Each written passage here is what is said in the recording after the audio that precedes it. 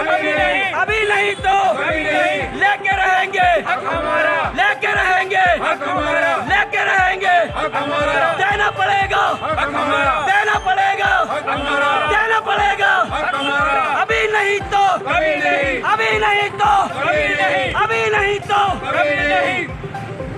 परवीन बात करेंगे इस विषय में, जो लाल ढंग मामला, वो लगातार इस मामले में बने हुए हैं और लगातार अपनी आवाज़ को बुलंद कर रहे हैं और दिल्ली में तक उन्होंने अपनी आवाज़ को पहुंचाया है। हम आगे जानेंगे कि क्या क्या सरकार की ओर से क्या इसमें कार्रवाई की जा रही है या आगे कुछ ऐसा का उनको मिला है। वहाँ पे आकर सरकार ने अपनी तरफ से कुछ सहमति जताई है इस लाल ढंग मार्ग मरने के लिए, हम जानेंगे।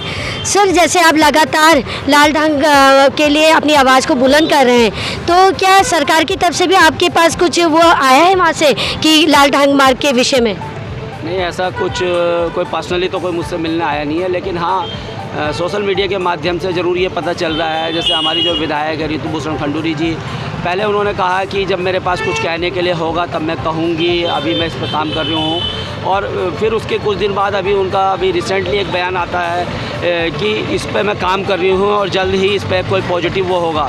लेकिन इस बार हमारा कहना यह है कि हमने सिर्फ इन बातों पे नहीं आना है इस बार, क्योंकि बहुत बार हम इन बातों पे आ चुके हैं। घोषणा पत्र पे ज़रूर इन चीज़ों का जिक्र होता है, खासकर लाल ढंग चिल्लरखाल मार्ग का, लेकिन घोषणा पत्र में जो जिक्र होता है वो वहीं तक रह जाता है। अब की बार मेरा कहना यह है कि आप उधर काम कीजिए, ठोस काम उधर कीजिए, और मैं इधर अपना आंदोलन, मैं नहीं, अब तो जनता हमारे साथ जुड़ चुकी है। जैसे कि शुरुआत मैंने की थी, पैदल मैं दिल्ली गया था, 11 दिनों की जो है कठिन यात्रा के बाद मैं दिल्ली जंतर मंतर पहुंचा था। और उसके बाद मैंने दिल्ली में एक अवेयरनेस कार्यक्रम वहाँ किया था, पालिका बाजार में रहता था, जंतर मंतर रहता था, और वहाँ पर बहुत सारा रिस्पॉन्स मुझे लोगों के द्वारा वहाँ पर मिला। और उसके बाद फिर मेरा प्रयास ये था कि मैं नितिन गडकरी जी से मिलूँ। खैर मैं नहीं मिल पाया उसको, और फिर मैं कोटद्वार आया हूँ। लेकिन कोटद्वार में ये अभियान हमारा पिछले 13 दिनों से लगातार जारी है। चिल्लरखाल मार्ग पे हम लगातार धरना कर रहे हैं, और आज मैंने सोचा कि चलिए आज 2 घंटे के लिए मैं झंडा चौक पे भी बैठ जाता हूँ। जी सर, जैसे कि सर आप और जगह में धरना वो कर रहे हैं लाल ढंग के लिए, और आप निरंतर प्रयास कर रहे हैं, और आपको लगता है कि ये जो प्रयास आपका है वो वाकई सफल होगा आने वाले समय में? देखिए, जब जनता आगे आती है और जनता किसी भी चीज़ के लिए एक मुश्त होकर, एक मुठ होकर आवाज़ उठाती है, तो वो काम ऐसा नहीं है कि नहीं होता है, वो काम होता है। इतना बड़ा उत्तराखंड हमारा प्रदेश पूरा बन चुका है, जनता के कारण ही बना है। जब जनता आंदोलित हुई, जनता ने आंदोलन किया। ये तो एक कोटद्वार की और गढ़वाल की बात है। कोटद्वार गढ़वाल की लाइफ लाइन है ये लाल ढंग चिल्लरखाल मार्ग, और इसको ठंडे बस्ते पर डाला गया था। अगर ये मार्ग बनता है तो इस पूरे कोटद्वार गढ़वाल क्षेत्र में विकास की नई बयार बहेगी। और क्यों नहीं हो सकता इसमें? जैसे बहुत सारे लोग ये कहते हैं, और हर बार हमें इसी प्रकार से ठगा जाता था कि कोर्ट में मामला लंबित है, कोर्ट में लंबित है। अगर कोर्ट में कोई मामला लंबित है तो क्या उसकी पैरवी नहीं होती है? कोर्ट को आप बताते नहीं है कि ये मामला अगर यहाँ पर एनजीटी है तो यहाँ पर अगर जानवरों के लिए कोई चीज़ है तो वहाँ पर इंसानों के लिए भी हो। 7 लाख की आबादी कहाँ जाएगी?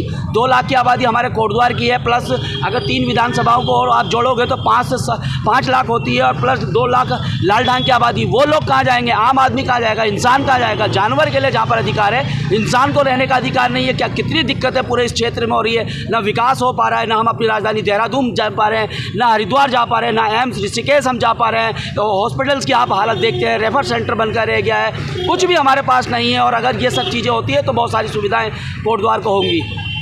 सर, क्या कारण है जो लाल ढंग मार्ग के लिए इतना सरकार को सोचना पड़ रहा है और वो कोई भी कदम अपना नहीं उठा पा रहे? क्या कारण हो सकता है आपके उस सब? देखिए, जब परिस्थितियाँ अनुकूल होती है ना, कोई भी व्यक्ति काम कर सकता है।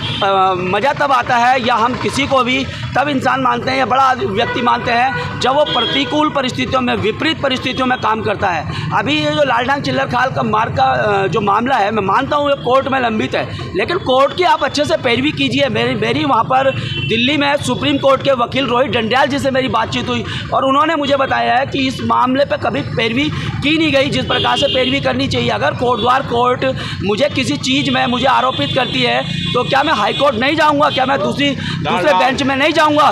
तो इसी प्रकार से कोटद्वार में जो जनप्रतिनिधि हमारे गढ़वाल के प्रतिनिधि हैं, चाहे वो सांसद अनिल बलूनी जी हों, चाहे वो मैडम ऋतु खंडूरी जी है, कोर्ट में अच्छे से पैरवी कीजिए। कोर्ट को बताइए कि मार्ग कितना महत्वपूर्ण है और इसके कारण कितनी परेशानियाँ हो रही है, तो कोर्ट क्यों नहीं आपकी बात को मानेगा?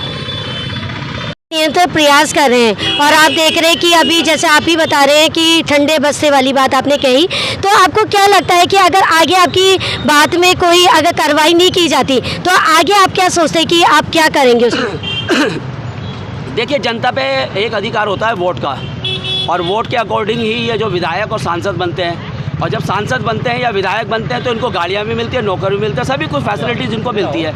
वो क्यों मिलती है? वो इसलिए मिलती है कि भाई ये जनता के लिए काम करेंगे। भाई हम लोग तो अपने कामों में इतना बिजी हैं, तो हम समस्या के लिए भी हमें आगे आएंगे। इनको वो सारी फैसिलिटीज़ दी जाती है जिससे कि ये जनता की समस्याओं को दूर करेंगे। गाड़ी, बंगला, नौकर चाकर, घर, मकान, सब कुछ इनको मिलता है। यहाँ तक कि इवन आपको मोबाइल के जो वो भी मिलता है। तो आप जनता की समस्याओं को आगे ले जाइए ना, उन पर काम कीजिए, कोर्ट में जाइए, केंद्र में जाइए। केंद्र पे भी बहुत सारी पावर्स होती है जिसके अकॉर्डिंग वो मार्गों बना सकती है, ओवर ब्रिज आप बना सकते हैं। अभी गुमखाल सतपुली में आपने हज़ारों पेड़ काट दिए, ये नजीबाबाद कोटद्वार में आपने हज़ारों पेड़ काट दिए। क्या सारे जो एनजीटी या वन विभाग के जितने भी नियम हैं वो एक कोटद्वार की इस 8 किलोमीटर रोड के लिए और रोडों के लिए नहीं है? जहाँ पर और जगह काम हो सकता है, यहाँ क्यों नहीं हो सकता है काम?